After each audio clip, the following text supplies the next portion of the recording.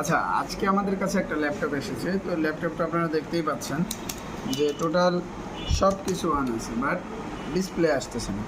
তো এই ধরনের যদি কিছু দেখেন, পাওয়ার বাটন সব, লাইটিং টাইটিং এ টু জেড সব কিছু অন আছে। তো এরকম যদি কোনো প্রবলেম হয়, সোজা সাপটা হিসাব, ল্যাপটপটা উল্টাবেন, আস্তে করে দিয়ে ঠাস করে খুলে ফেলবেন।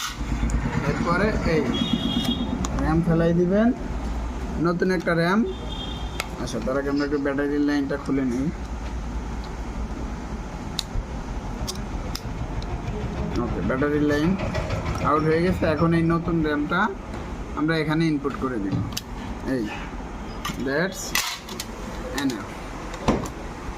এখন যদি আমরা এটারে লাইন দেই, এখন দেখতে পারবেন কিছুক্ষণের ভিতরে এটা ডিসপ্লে চলে যাবে। কিন্তু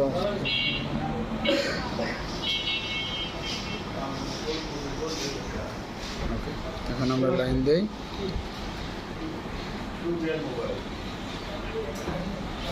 দেখেন ডিসপ্লেটা অটোমেটিকলি চলে আসছে। তো আপনাদের যদি কারো এরকম সমস্যা হয়, আপনারা অবশ্যই আপনাদের র্যামটা পরিবর্তন করে নেবেন, তাহলে ক্লিয়ার। ধন্যবাদ।